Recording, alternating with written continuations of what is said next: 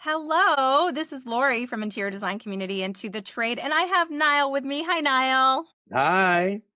It's so awesome that we are back for our new show for the new season 2026. It's so exciting. I know time flies. Time Time flies. does fly. This is our third year, Niall. We're very excited. Third year, it's going to be our best ever. Lucky number three. I know, lucky number three. And we have Marsha Suffolk with us. I'm so excited to talk to you because we share a mutual friend. Sarah from Mydoma has been an original moderator for Interior Design Community. She's been a friend. We've mentored each other as friendship through the years. She's been an integral part of the success of IDC since day one, really. And she has such nice things to say about you two. So I love why don't you introduce yourself? Tell us a little bit about who you are and what your business Sure is. thing. Yes, I'm happy to be here. Thank you, Lori and Niles. So I entered the industry, it'll be 20 years this May, and I know that because that was when my son was born. So before that, I was working corporate. So it was sales, it was training, it was customer service, it was project management. I was doing all those things. And then it came time I wanted to have my family. And I knew I didn't want to work corporate and have my family. That was just a personal choice for me. With that being said, I've always loved design. I had my, back in the day, I'm dating myself, but 20 years ago, we had our magazines. This was before online, right? So I put myself back in school, even though I'd gone to university and gotten a degree, and then I did training in the IT industry. I went back to school at 30 and got my diploma in design and decorating and had my kid. 17 months later, had another one. And I grew my business and started my business very, very much part-time, because for me, the priority was I wanted to be at home with my kids. And my husband, he had his own business. So we were both entrepreneurs with a young family. And I know that that's hard because I've lived it. And so my kids grew up alongside my business. They went with me to the fabric showrooms. They went with me to the bathroom and kitchen showrooms. They were there alongside me. And it's funny because just this past weekend, my husband sent me a picture. I was actually at a trade show offering complimentary color consultations, and my daughter is sitting right next to me. And I asked him, when was that taken? And he said 2013. And so I just want to speak to all the designers out there in that phase of life that it's hard, but you can do it. But just give yourself grace. And it's okay that your kids got to be there with you, because I think that what they're learning and you're modeling to them is invaluable. Yes, I agree. I mean, I think Will and I are both parents as well. And, juggling the kids' schedule plus your own schedule is not easy. It's ever, chaotic. ever. It's chaotic, but And we forget that. We literally, as an industry, it's almost ignored. Right. Yeah, It's right. it is. It A is. huge percentage of us have kids at home, and we can't do every gosh darn design thing ever all the time. Right. And that we have commitments. Like, kids have sports, they have friendships that they have to maintain, they have birthday parties, they have school commitments and reports that are due. That is not just their responsibility, it's ours too. And we don't talk about it. I don't think we even discuss it as an industry that we don't humanize ourselves. We don't of each other. No, you're right. In that world, right? Like, that we need to support each other and be able to talk about it. Like, what are you doing? Like, I have a hack that it's so silly, but my kids were really involved in sports, and so they all really wanted a lot of protein and vegetable meals, And I was told Niall years ago too that I used to do a hack where I would take chicken and I would literally season it, sear it, then boil it down so I could shred it. I shred a bunch of chicken, put it in a huge container, and then I would take that broth that I just made and make rice with it. And I would make rice and put that into the fridge. And it just was easy, ready-made meals that my kids could turn into Mexican food or Asian food or, chicken salad or whatever they wanted. It could go multiple different ways and multiple different meals, but it saved me from making those sandwiches, from making the meals, from figuring out what to do on those stressful days of we just have too many commitments today. We just can't get a meal into these kids that is fast and reliable. They can just kind of figure things out. And it was a lifesaver for me to have these and I would do it every week. I would just do that, or sometimes I would do a different protein and just have it ready to go, just so that I don't have to think about it. And we're still that mom, we're still the parent or dad that still has to do these things to make the household go when we still have commitments that we have to Right. meet. And I agree. You're 100% right that you have to let go of what you think professionalism is. Right. We're all doing the best we can. We all doing the best Yeah. we can. And I think we need to humanize, because I know, they hear you're an interior designer or a decorator, and there's this, I don't know, persona that's associated with that. And so I am always been very transparent with my clients that, I am a human being. And yes, I do this glamorous job that they think that we're doing. If they only realize, how unglamorous it was.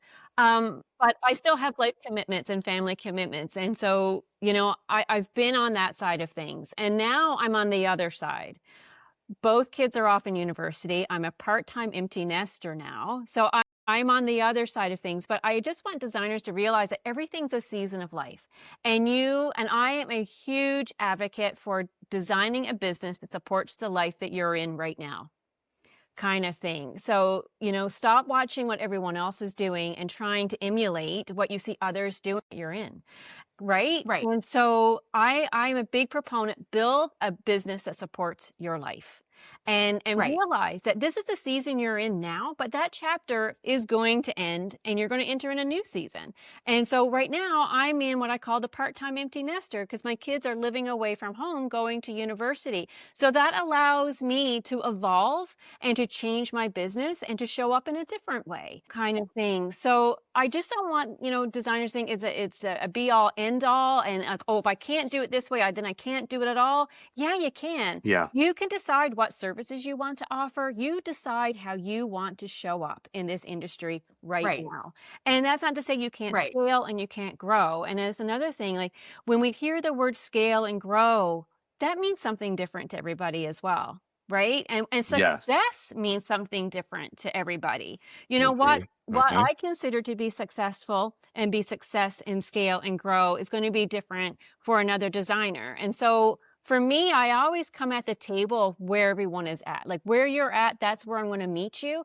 And I think that we all need to kind of just take a step back sometimes and just do what I call a reset, right? What's not working and what have you. So, I jumped from when I started in the industry 20 years ago, before, there was sourcing online. You actually had to physically get out and do the sourcing, right? There was no online sourcing. So I do feel things are easier now, right? We can do a lot of things from our home offices that we weren't able to do before. When I entered the industry, it was very much an island. You were very much alone. And I'm sure, Laura, you can relate to this, and you too, Niles. No one talked about how they were doing their business. There was no community. It was a taboo for sure. Yeah. Right? There was no community. You had to figure it out on your own. There was no mentoring. There was no coaching. There was no supporting. There was nobody to talk to. So here you are, you're a young mom, which motherhood is lonely. I don't think women talk about that enough. And then being in business and being a designer is lonely. And that is something that I do hear from the designers that I work with. Once they start working with me, often within the first couple of weeks, they'll say, I so look forward to my meetings with you, because that is something for me to look forward to. I know I'm going to have someone to have a conversation with who gets it, who understands it, and they're not lonely anymore. And that fills my cup, right? Because this is a very lonely industry, Now, you said two things during that conversation that I think I really want to highlight. The first thing was that you talked about you're in the season of life, and I am a detail-oriented person, especially when it comes to money. Like I just Yeah, always have been. I like to know down to the same. penny what I'm making at Yep, all times. definitely. And I plan out things like I'm going to put this much in savings. I'm going to put it. It's Mhm. already divided in my head. I already Right. know where every bucket that it's going to go in. That's just how my brain works. And so when I first came in this industry and heard about flat fee and I know designers that utilize flat fee in a way of not tracking hours. Not always. Some of them have figured that out, and that is like, and to also further say, like some of them have figured out, hey, I know what I'm bringing, I know what my profit is, so I know I'm good. Like I'm okay with my flat fee, but I don't know how much I'm making per hour because I'm not tracking any of that. And that, as somebody who comes from the corporate world, as I have, it's hard for me to wrap my head around that because I want to know where I'm making money so I can make more money. I can make better decisions. But we interviewed Meredith Huck from House of Huck a while ago. And Okay. she's like, look, I've got the kids at home. Yeah. I don't have the mental bandwidth to chase down every dollar. This is what I can do today because I just can't. Maybe when the kids are older and they're more independent, I'll be able to do that. I know I'm making great money because I'm putting on an addition to my house and I'm doing really, really well. So my husband's working with our company. Like those things, like, you're doing well because you see the financial success, but you don't know necessarily where your holes are, and profit losses are. And you know what? Good for her. Like, good for her. Like, to have figured out what she's able to accept and what she's able to manage and what she's able to handle. And she knows she's a really sharp girl. She knows that she could probably make a little bit more if she was tracking every spend and every piece of revenue so that she could maximize that. But this is what she has time to do today, Yeah. and that's She okay. but she also had a really healthy minimum, though. I mean, she had a strong minimum, and she was Strong, like, strong "This is minimum. this is the minimum, and if it's a powder room you're going to design, and you're happy paying me, 20 grand for a powder room, fine. But you know that I'm not designing for less than that amount. Right. So Yes. if it's Yeah. just a powder room, You've got to so find out where your parameters are in that, yeah, You do. right? yeah, yeah, You do. And to yeah. make sure at the end of the day that you're bringing home what you need to be bringing home. Like And that those was are her the two point. Yeah, factors, exactly. So Yep, you yep. know. I tackle that two ways. First of all, when I'm having my initial conversations with a designer, I'm like, okay, how much do you need to make? Then we reverse engineer it. Okay, now we work backwards. Okay, what is the bottom line, the absolute minimum that you need to make to pay your mortgage, put food on the table, pay for the kids' sports, and what have you? Without knowing that number, it's really hard to move forward. So I say let's reverse engineer this and work backwards. And so then we're able to do an audit of what your services are, how much, and what your project minimums need to be, and what have you. Another thing is there's this flat fee and hourly, right? And Lori, it's really hot topic, and It is. people will like put their stake in. I personally do a hybrid. So I will do a flat fee for the portions or the parts of the project that I have control over. So like putting together design concept, getting the quotes, because I know from the years of experience how long that takes me to do. And I know that there's not a lot of variables there that are outside of my control. But once we move into procurement and project management and install, there are so many variables now that I cannot even anticipate everything that could go wrong. So then I like to go to hourly.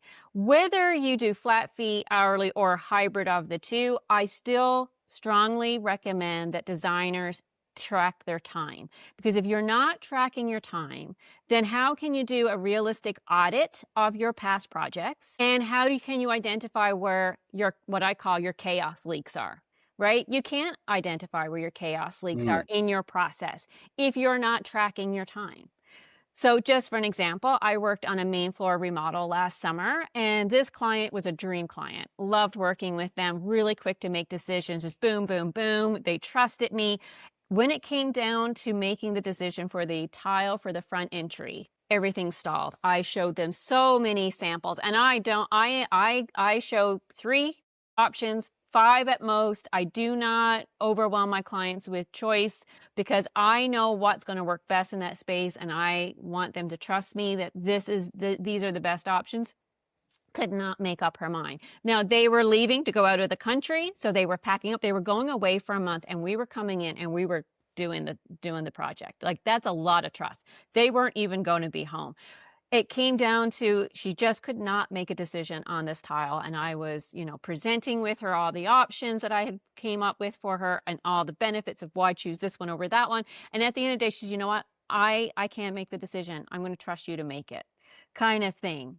Yeah. So, I mean, obviously, I went Wow. with the first one. Sign off on that one. But I Sign always off on that one. An extra sign sign off off on on that that one, one. right? But I always say to my designers, I always say to them, or not to my designers, but to my clients that I work with, the first one that I do for you is the best one. Because then the more revisions you request, we're moving further and further away from my initial vision for your project, kind of thing. And so the first one's the best one. I also don't provide a lot of revisions, 1, 2 at max, and kind of thing. But yeah, so just identifying, where in your process, in that project, it took a lot longer for them to nail down and make a decision on that tile that I didn't anticipate. All that to say, if you're not tracking your time and you don't have even a type proposal process or approval process, like, it's really hard for you to, I feel, when you're working off a flat fee, to know if you're making as much money as you thought you should be making, right, on the Right. project. So when Yes. it comes to pricing, I always recommend an audit, but I also recommend reverse engineer. What is the magic number that you want to make at the end of the year, like net? And then include, you got to consider all your profit margins, everything that we're talking about, and your expenses. And I also recommend at least every second quarter to do an audit of your tech stack, because we love tech. We're designers, so we love chasing the shiny new thing that's out Always. there, and we're being inundated, right, with the new shiny thing, and we subscribe to it and we sign up to it. But we have to be honest with ourselves. If we're not using it and we haven't used it, I say 2 quarters, because I know sometimes we can be slow to pick up on things because we're busy, then get rid of it. Yes. Right. So, Yeah. so that's just things that I recommend to my designers when they start working with me in my program. Okay, this is what we're going to look at. Let's be honest with ourselves and let's figure out what your numbers are, kind of. Yeah, I Yeah. agree. We talked about that last night in We our did. profit Yeah. challenge as Yeah. well. Like, it's Yeah. tech stack. Sometimes these subscriptions we Yeah. get all excited about, We oh, do. that's gonna save my butt. I'm gonna be so productive. And then you get in and you're like, this is hard. can't figure this out. How Yeah. do I do this? How Exactly. do I do this? Exactly. And then I don't have time. And Yeah. then, like, I Yep. forget about it, you Yeah, know? we do. We forget about it because it's Yeah. not coming off our credit card, right? Like, it's just Yeah. easy. And we forget. Yeah. I have a designer just last week that was telling me it's finally time to say goodbye to Photoshop. I've had it for, and it's like sometimes it becomes an emotional attachment to some of Definitely. these programs. Definitely. Yeah. Like, I had it for so long. I don't use it anymore. I Yeah. haven't used it in 2 years. Yep.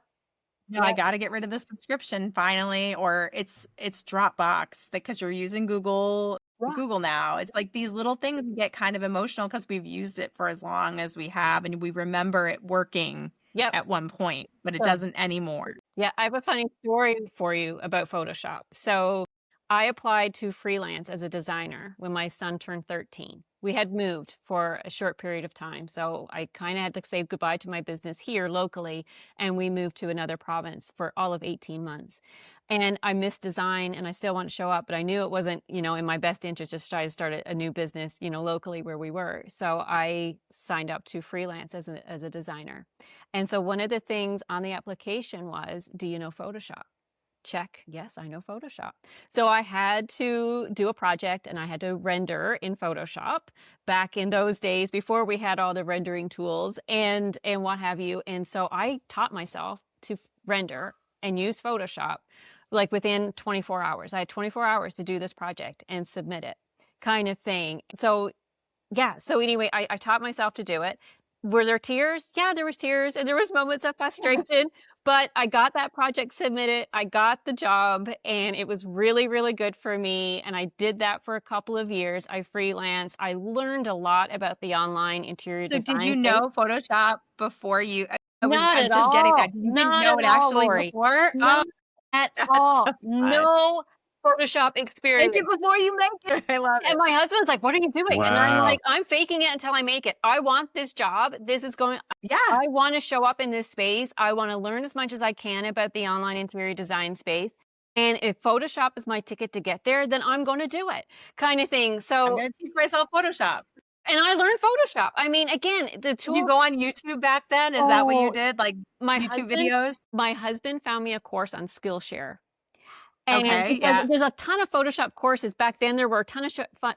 courses, but not interior design related. And I need to know how to Right. render a room, right? Not edit a photograph kind of thing. So he found me an interior design related Photoshop course on Skillshare. I went through it step by step and built out the room. And like I say, I freelanced for a couple of years. It was amazing, learned so much. But then, of course, new programs came out and I start using those to render. It took me a while to remove that Photoshop expense monthly because, yeah, you had an emotional tie to it. Like, I still look back and I'm like, I did that. Like, I didn't have any experience and I learned it. I was badass at it. And I, Right.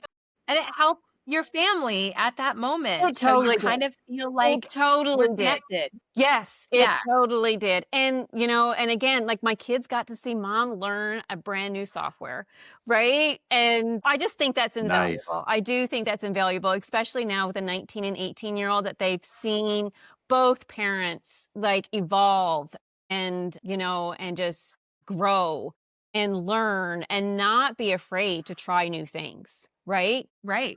Yeah. Yeah. Yeah. Yeah. I think a lot of that because, Niall, he's in the weeds right now. So our kids are older, they're younger. So he's about to enter some teenage phase stuff. Ooh, Like he's fun in time. for it. Oh, we're there. I mean, so there's four of them from ranging 7 to 15. Okay. Yeah, 15. Yeah. So Yeah. he's about to Yeah. get the license. He's about to get the Yeah. freedom. Ugh. Like, Yeah. Yes. Yes. it's very, very scary. Yeah. I'm worried for him. But he's the best dad. I mean, he really does talk to his children and use the business examples of his life and all of the things that he does to give them lessons about what they might want for their future too. And you're right, like watching, children so often absorb what we're doing and not just Yeah. necessarily what we're saying. Definitely. Yeah. Seeing that Definitely. you can handle difficult, client situations, seeing that you can navigate stressful situations that you're navigating through your business or learning a new software or, taking on some new thing. And then sometimes the joy, like, Niall's kids think that he's kind of a rock star because he has a podcast. Right. He's a superstar. Exactly. So just seeing you through, their eyes. I've taken my kids to trade events and they're like, oh, everybody loves to see you and says hi to you. And they're like, oh, it's so Yeah. crazy. Yeah. And Yeah. they think it's a little cringe, to be honest. They're like, Of course. why do they think you're Yeah. special? You're Yeah. not. Yeah. Don't get into don't. So they Yeah. keep me humble. They keep me humble. Ooh, they sure do. They sure do. Yes. Yeah. Yeah, for sure. But it's good modeling for them because they're in their careers, they have taken on more, even learning things in different ways. I remember my daughter was in high school and I was actually pretty surprised by this. She was young high school, it was like 9th grade, and she was asked to there was a group competition in one of their classes where they had to do a fake installation of a statue in New York City. And they had to know what that would cost, how heavy it would be. And she took it upon herself. I did not have anything to do with it. She wrote to somebody. She found a museum in New York City, and then she found a list of sculptors, and she found a name that she thought like was a little further down on the list, so maybe not as in demand. And she wrote to that person and said, I'm doing a school project. How would this be done? And she won the competition because she found out that those temporary statues in New York are actually done with foam instead of marble. And then they stucco it and they make it look like marble, but it's not really it's not really marble. They move these big, huge statues in that you see, but they're foam, usually foam cast. So she made, obviously her statue cost the least amount. And she also planned a lighting plan. She talked to one of my design friends who has a lighting design background and figured out how it would be lit. And she was just a very technically minded kid, but I was shocked about it. I mean, I really was like, Yeah. she took it upon herself to do all of that. And she was 14, 15, like it was surprising that she went that next level to reach out to someone and talk to people and ask for resources in that way, like you would if you were planning a real Exactly. project. And I think that is because of what you just said, like the modeling of problem solving and how you'd get things done. I never told her to do that. I wouldn't have even thought to tell her to do that, because I would have been like, well, you have to figure out how much marble costs, and that's what they're asking for. I just wouldn't have thought to take it to that length, and she did. So you're right. You're 100% right that's what's happening. Yeah. Yeah. And now on the other side, as an empty nester, then, now there's different life responsibilities. And I do work with a lot of designers now on the other side of this. And they're saying to me, I've been as designers, we come into this industry, so many different backgrounds, right? So, when we're with the midlife designers, I refer to them, is, they're coming in it because they took a hiatus, right? To be with their family, or this is their second, third career, or they've worked with someone for years and now they've decided they're going out on their own because they want to have autonomy of how they show up. And I'm a huge advocate for that. And so they're wanting to create businesses that can run even if they need to take a step away because they need to go care for an aging parent, or they need to travel, or what have you. So again, I'm huge advocate for building a business that can run and sustain you even if you need to take a step away. And that I really love that you said that, because there are a lot of designers in this midlife squeeze, as they call it, where you're even like still like adult parenting of adult children, and then like you've got your parents to take care of. Yeah. So there A are lot. designers who have parents at home that are living with them right now, and struggling through that season of life. And this is a statistical thing, sometimes people get divorced at that time of life. Definitely. Because the kids are older. And Yes. so I've talked to some designers who are, midlife divorcing because they are sick of the person that they didn't have the support from the entire time they've been right. doing And all you look at your everything. partner and you're like, who are you? Right? Yeah. And it's really hard. It's Yeah. really hard to like, Yeah. are we still connected? Are we still putting like, money in the love bank of us, and how are we going to reconnect? I remember having a really firm conversation with my husband when my kids were just young teenagers of like, we've got to spend some time doing things together. Like we've been focusing on these kids. We've got to start doing it. Or by the time they're 18, I don't know that we're going to like each other anymore. And I'm lucky that we do, but it was, my parents divorced when I was 23, I think. So I totally can remember. I know exactly why. My mom waited until my brother was out of the house, and then she was like, I'm done. Yeah. So it does happen. And that's a scary thing, because now you don't have that same support system that you had before of a relationship, even if it was not a great one and that fully didn't feel supported.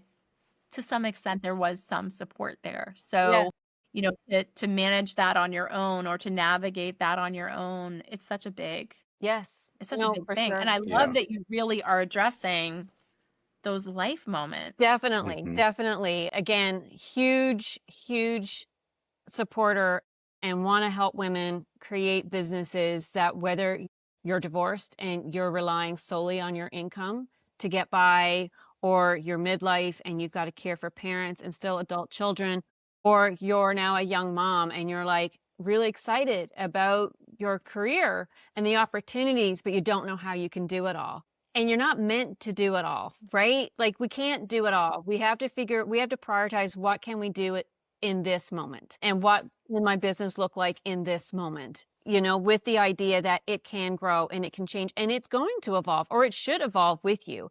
And so something that I shared with my community at the end of December was my reset handbook. And it's not about, burning it all down and starting over and or anything, but it's definitely about taking a moment and letting go of what no longer working for you, and what do you want 2026 and the next say 5 years to look like. What do you want this chapter to look like? Because you get to write it and you get to decide how you show up. So that's the work that really fills my cup, and that's the work that I do in my community, because there's more than one way to build a design business, and I firmly believe that as well. I agree. We've all been on the Agreed. calls. We've all been on the calls, where, you've had someone tell you, oh, well, you need to be working with this. I can remember. Okay, wonderful. So I can remember being on a call and someone tell me, well, this is who you need to work with, and you shouldn't be taking projects under this budget. And I live in rural Nova Scotia kind of thing. I'm not in a big Mm, metropolitan areas. I was like, I got off the call and I'm like, well, I'm not going to work as a designer if that's what I have to go by. So I mm, never listen. I do a lot of listening, a lot of guidance, and I work with the designer so they can show up in the market that they're in, provide the services that they enjoy providing. Because you know what? If you hate doing kitchens, then don't do kitchens. Right? If Right. you're done with doing living rooms, then don't do living rooms. Again, you get to decide. So anyway, that's the work that I do. And I always say, creativity is such a small part of this business. Relationships mhm. are huge. And I do feel, now in our era, or in my era, it was very lonely, as we talked about earlier. Now it doesn't have to be, because the communities and the networking is out there, but I do find social media can also cut us off a bit as well, where we're no longer comfortable, I guess, making the face-to-face interactions and doing the face-to-face networking anymore. Mhm, So with a lot of mhm. designers, when they reach out to me and they're like, well, how do I fill my pipeline? How do I get the projects? I'm not telling them to post more on social media. I'm like, your business is going to grow based on the relationships that you put the time into. And those relationships are with your vendors, with your trades, and with your community. And so maybe I have one designer, she is fully booked because she just showed up on a Facebook group, and she has now people referring her all the time. And it's a community one, but it's the community that she wants to work in, right? Right. Yeah. Yourself with I'm an a big architect or proponent. with a I mean, real. that is social media, though, just so Well, we're that aware. one is That is, social media. That is social media. yeah. But I also have another designer that aligned herself with an architect and with a realtor. Like Yeah, I said, yeah. the realtors that are successful in your area. You totally do, right? Call that realtor up, ask them to go out for a cup of coffee. They'll say yes. Meet them, have a conversation with them, share with them. Don't be salesy, not in that first call. I will tell you too, another thing you could do is, as a great design, I always am like, utilize your social media and your blog posts sometimes to flirt with these networking people before you meet with them. So instead of like just asking for someone to help you, think about Right. how you can help them. So if you wrote a blog post of like, here are the top real estate agents in our city, boom, boom, boom. And like, then you reach out to them after you've shared that post, tag them on Instagram, and then you reach out and just ask for a coffee. It's so much goes better for you Right. because you've just like a week earlier, given them props, like it's Yeah. the same, like the Yeah. same thing that you would want is Right. somebody not just to like bleed information out of you and resources out of you, but to help them too. Yeah. I just find Yeah. that a lot of us now, because so much of our work is online, that the idea of putting ourselves out there in an event or a community, it's daunting and it's overwhelming. Well, I think since COVID, right? I mean, people are Oh, not, yes. Yeah. it's an anxiety Yeah. thing going Yeah. out there and talking to people. Yeah. I would say I don't have it as much. And Niall would possibly be like, oh, you're fine, because he knows he's been with me to events. But sometimes I do get to a point where at the end of the day, I'm like, I really can't talk to anybody else Of today. course. Yeah. Yeah. Like I No, for really sure. can't. Oh I'm like no, for drained sure. out. I've Yeah. done my talking, my shaking hands, my hugging everyone. I love them. Yeah. I love seeing them, but it's like I need to be But away from it. I've seen after it. you I've have seen. a day, yeah. Yeah, But yeah. after you have a day like that, like when you come back from, like, I know you're heading to Vegas here soon. Like when you get back, will you give yourself a day to just like regroup and not like, and just have a quiet office day? Because Sometimes I do if I can. So if if you I can, get like this past trip, I went to Florida for Design Edge, for promoting Design Edge, and I yeah, get back on a Saturday. yeah. So I was able to have the weekend to recharge. This next trip, I'm getting back on a Monday. Okay. As you were saying, So I always encourage designers to put themselves out there, build the relationships, because from the relationships is how you're going to build your business. We can't continue to be islands. We can't continue just to be in our home offices or behind our computer screens and just posting on social media. Yes, there's designers out there that has completely fulfilled their pipeline by just posting on social, but there's also a ton of them out there that that's not working for them. And so when that's not working, then you need to show up where your clients are showing up. And where are your clients showing up? Is it at community events? Offer to partner up with a vendor to offer an event. I mean, and over the past 20 years, I have done it all. I have done it all, and and just show up where the clients are, right? And yeah, I love it. yeah, And not everybody likes social media, and that is no, okay. If that's that's okay. not your love Yeah, and you hate doing it, yeah. don't do it. Don't do it. I know. But also, like, I also will say, if you do like doing it, but you're like, I'm still not getting the traction. And I find this with any marketing effort because I talk to designers so often. Like, if you don't, I get that you might not like certain aspects, but if you're telling me something and I'll tell them about newsletters. Like, so many designers tell me that referrals are their biggest source of income, and then they don't do a newsletter. And I'm just like, why? You have to do a newsletter if your biggest source of income is referrals, because that's how they'll remember you. That's how they'll stay. So it's not to say you can't ignore every marketing effort No. because you don't like to do it. No. We all don't like to do everything. No. I probably wouldn't even be online anymore if but I like social media, but I probably would go offline for a while if I didn't have to do this business because it's a lot. So I get it. But also, I sometimes see designers doing it incorrectly. And sometimes you have to do the work of, is my marketing effort having an ROI? And what do I need to look at to learn how to do something differently so that it does have an ROI? Exactly. Because nobody wants to waste their time. No. I mean, nobody really wants to waste the time. No. We all have limited time. I mean, having even the marketing time that we can allocate per week, how do you want to split that up? Are you going to do a newsletter? Are you going to do a blog post to have some internal SEO for your website? Are you going to ask for reviews? Are you going to do a video on Instagram? Whatever that might be, figuring it out. But you have to also think about it as a strategy. Like, am I learning what I need to learn to do this effectively? And if I'm not, and it's not going to be one and done. Like, you're not going to try it once and all of a sudden you're viral video and you have 1 million followers. Yeah. Like, that never happens. Yeah. But you have to look like, what did they like about it? What did they not like about it? Being like very strategic and looking at I it, think with a different set of eyes. There should be 4 pillars to your marketing, right? What are you doing to attract clients? What are you doing to engage with them?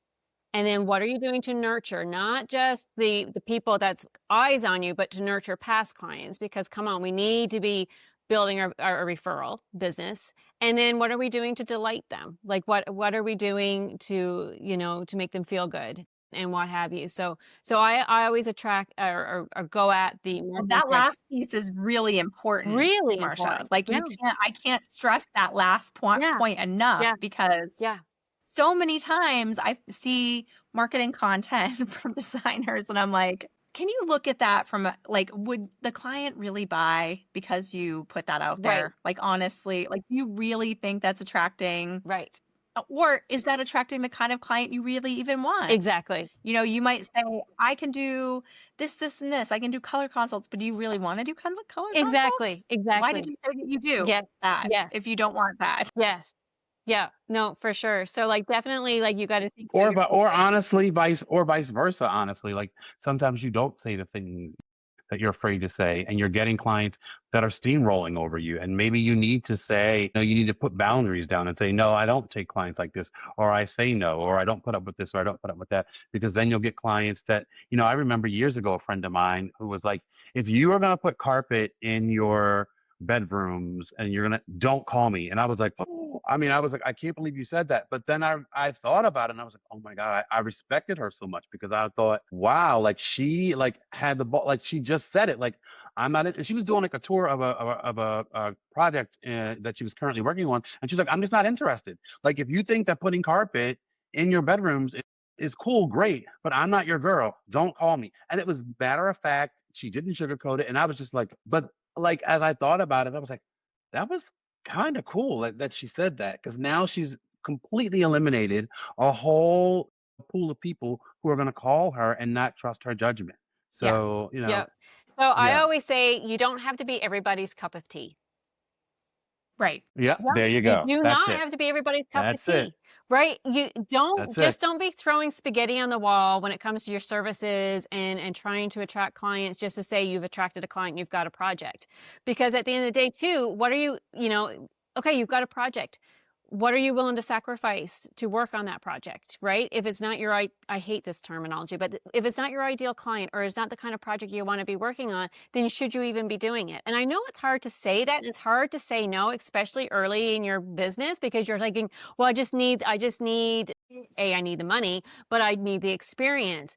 But from day one, especially when it meant taking myself away from my kids, is like, what am I willing to sacrifice? And is the sacrifice ROI going to pay off? Because if it wasn't, and this project and I was terrible, and 6 months in I was hateful, that wasn't fair to my family, even if it meant the money was coming in, right? So I always say, what is the sacrifice you're willing to make?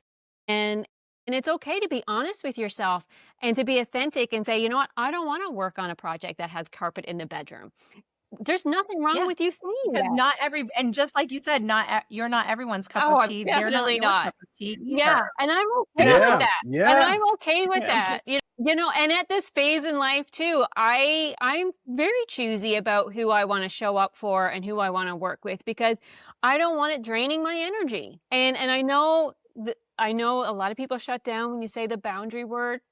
You just see it when you're on Zoom with them, right? They just shut off, and you don't want it to end up being a counseling session with them. But I had one designer, she was like, yeah, this woman's partner, he's calling me all the time, all day of the night, all weekend. He's wanting to see statement of account and he's wanting to do this. And you know what? I'll do it for him. I don't care that he's got me running around like with my head cut off. I'll do it for him. I would take care of his firstborn if he wanted to because he's paying me so much. And I'm like, you've lost the plot. The train's gone off the rails. He's running the job and he's running you, and you are not showing what your value is, and like there's so many problems there, and this one project alone could burn you out. And it's okay to have boundaries. It doesn't mean you're unkind. It doesn't mean you're not going to be available to your client, but it does mean that you have respect for yourself and your time, and what have you. So yeah, boundaries you just see people shut down when you mention the B word. Now, I want to do some quick fire stuff before, Sure. because I we're love going to probably run out of Yeah. time. And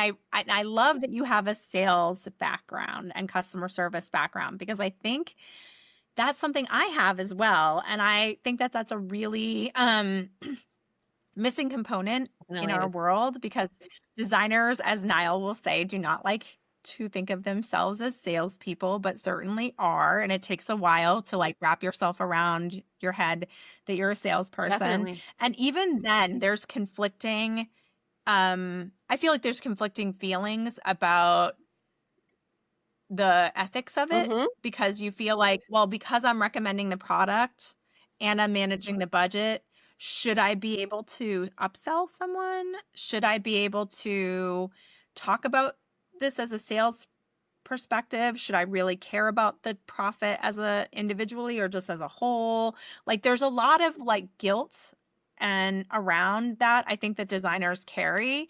It's particularly, should I upsell? Should I not upsell? I find that a lot. We have that conversation a lot. And I'm actually going to Vegas to Left Bank Art. We're having a panel discussion on how to upsell with a group of designers. But it is really tricky because you are the recommender as Right. well, Yeah. right? But you have to think about it from any other perspective. You're in sales. I've been in sales. You've been in sales. I've been in sales. Like sometimes when you're upselling, it's because that's a better product. Definitely. And it is I mean, most of the time when you're upselling, you're like, this is your low end. This is your mid. This is your really luxury, good stuff. And it's going to be more expensive, but it's the best. It's going to perform really well. And long term, it's going to save you money because it's not going to cause the problem. I was in the art world. So it was like the canvas that you buy, it's not going to crack, and get damaged over time, or the sun won't fade from it because you're looking, and because these were sheet clay prints, so, selling the better product isn't necessarily bad, but when you're balancing the budget and you're trying to stay true to the budget, which is an ethical thing to do, it can be super tricky because that reach product could put them out of their budget. What do you think about that? I want to ask questions like, what is your thought on upselling? What is your thought on the sales process? Where can we get better with this? The sales process, I believe that you are selling yourself the minute you get on the phone or you connect with that prospect, and you're selling yourself, right? And that's when the sales process starts, whether you want to think it or not. And then when you show up for that initial consult or you send out the proposal, I know so many designers send out the proposal and don't follow up. They send it out and they're like, I didn't hear back. And I'm like, did you follow up? Well, no. And I'm like, why didn't you follow up? And kind of thing. And then when it comes to upselling, at the end of the day, we are in a business. We're making business, we're doing business, and we need to make money. And if I am recommending a product, I am recommending the product because I believe it is the best one for the space and for the project, and what have you. And I have it in my contract, yes, there's going to be trade and markup. I don't divulge to my clients what the markup is. When I share pricing with my client, it's the pricing. They don't know if it's retail or it's trade. It's just, this is the price you're paying. So I don't divulge all that with them. I'm like, this is the lamp that I have sourced for you. This is the lamp for, the office. This is the price you're paying. That's it, kind of thing. And yes, I feel as designers, we need to educate our clients on the design business and how things work. But this whole idea that, I'm working with a designer, so I'm going to get a discount on product. I do not agree with that. We do not go into the grocery store and go over and buy our lettuce and go up to the grocer and say, well, how much did you pay for the lettuce? I want that. I want what you paid. Right? We don't do that. You don't go into your favorite clothing store and buy your favorite pair of jeans and ask the lady at the cash, hey, what was the wholesale on those jeans? How much you pay for them? I want that. Right? We just don't. So why are we doing it in this industry? And that's even if we've been upsold. That's even if somebody has said, hey, you could buy these jeans, or these ones are better. The same as if you go, I'm trying to think of all the scenarios. Like you go to your mechanic and he's like, this new part is better than this other part. He's upselling you and you're taking it. If you're going to if you're planning a wedding and the venue is like, do you want chicken or do you want steak? That is an upsell. And they're not telling you that it's going to be cheaper. They're saying you want a lobster or do you want, the tilapia, You're getting what you are paying for, the same as and they're still making suggestions. It's okay to make a suggestion that's more expensive. I have a fun job because your budget is not their budget. A couple of times a month. It's a service. It's a friend's boutique store. Love working there. So you have someone come in and they want a new sweater. You can show them the wool sweater, you know, or you can show them the acrylic sweater, right? You know, the wool is costing more than the acrylic, but what are you looking for? Are you wanting something that's going to last you a couple of seasons, that's going to wear really well, it's not going to pill? Or do you want the less expensive acrylic sweater that you're probably going to get one season out of it? It's going to pill within the first couple of times you wear it. Like, what's the trade-off, right? You know, so yeah, you're upselling them on the beautiful merino wool sweater with a little bit of cashmere, or are you selling them, you know, the acrylic? So at the end of the day, I think it really does come down to just educating the client. And yes, ultimately the decision is theirs, right? On what one they decide to go for. Some clients, they love to change things up every 5 years. So they don't want to invest in pieces that are going to last a long time. Okay, not my mantra. But then you have the clients that they want to invest in the couch or in the sofa, and they want to have that piece last, and they want to be able maybe to reupholster it, you know, 10, 15 years. Yeah. Yeah. Well, I think that's always my preference for designers to talk about, because, you know, even the piece that you want to change things up, like reupholstering is the better option, because the Right, but the quality of frame has to the be good, materials you're sitting right? on, you want it to be good. I mean, I'd rather have a non-toxic Right, sofa right. that I've Yeah, reupholstered than you're a not going to toxic sofa that reupholster a I've been sofa sitting from on for the Wayfair. last It's 3 just years. not going Like, to I'm happen, sorry, I would. right? You know, so no, mine Ugh. won't either. My I reupholsterer know won't touch it. reupholsterers No, that she won't won't even do touch it. it. That would be like, I'm Yes. sorry, I won't It do just comes it. down to There's nothing educating in your there that client, I taking can the work time to with. do that. And I Yeah. know some It's designers, like they'll get impossible. frustrated, or, you know, and what have you. And, you know, a lot of clients I think we need to identify there's a lot of anxiety in the world, and a lot of clients are very anxious. So when you have a client who is constantly needing affirmation from you, and you know, check in with you and what have you, just maybe identify that that's just coming maybe from a place of anxiety, and that's just their personality. It's not that they don't trust you or they're second guessing you or anything like that. Just identify where that's coming from and why that's happening, and then just be openly, just communicate with them. Kind of thing. I always recommend a weekly update with your clients as well. Like, that should be a checkpoint with you, Yeah. that they know every Friday morning, my clients know they're getting an email from me. I'm going to tell them what we worked on this week, what's coming up next week. And they know that they're going to get that. And that really cuts down what I call the Saturday morning, Sunday morning frantic text that you can sometimes get from clients. Cuts down on all that. So it's just, yeah, it's just educating your client. Yeah, yeah, yeah, for Right. sure. Right. Thank you. Agree 100%. Well, thank you so much. This has been so enlightening. We're going to make sure that our members follow you Yeah. and find this video, and find all your places to go and check you out, your website and your socials. It's been so wonderful chatting with you. I couldn't agree with you more. You've got some great topics, and are obviously a fantastic coach Thank to you. your It was nice to your meet you both. membership. Bye. So exciting. Thank you so much for being with us. Thanks. Thank you. Thank Yeah. you.